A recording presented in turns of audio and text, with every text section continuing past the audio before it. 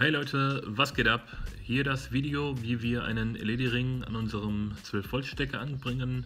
Der hier ist ursprünglich von Audi und hat einen LED-Ring. Hier befindet sich übrigens die LED.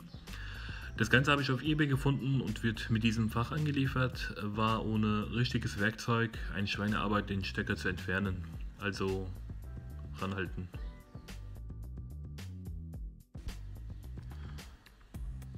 Zum 12-Volt-Stecker, also der von Opel, hat innen nur zwei Kontakte, einmal hier an der Seite, einmal hier und der dritte fehlt.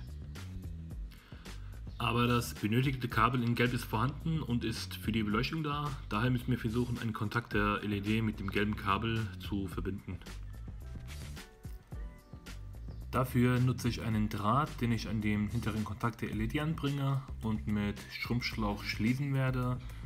Danach werde ich es mit dem gelben Kabel verbinden.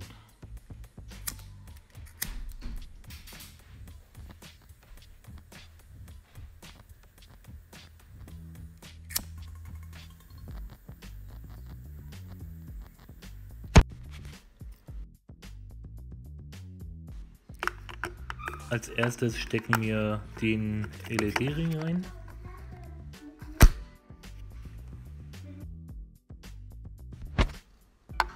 Danach unseren 12-Volt-Stecker vorsichtig von oben reinschieben.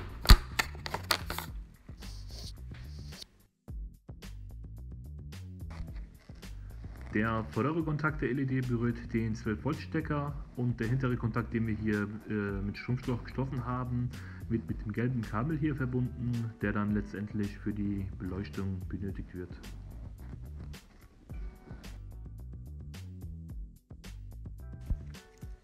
Und so sieht unser 12-Volt-Stecker von oben aus und gleich folgen dann Bilder, wie es bei Nacht aussieht.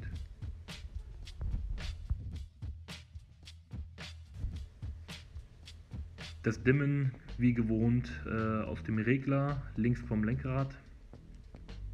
Wie bei allen anderen LEDs, die ich angebracht habe, wird auch dieser Ring dann schön gedimmt.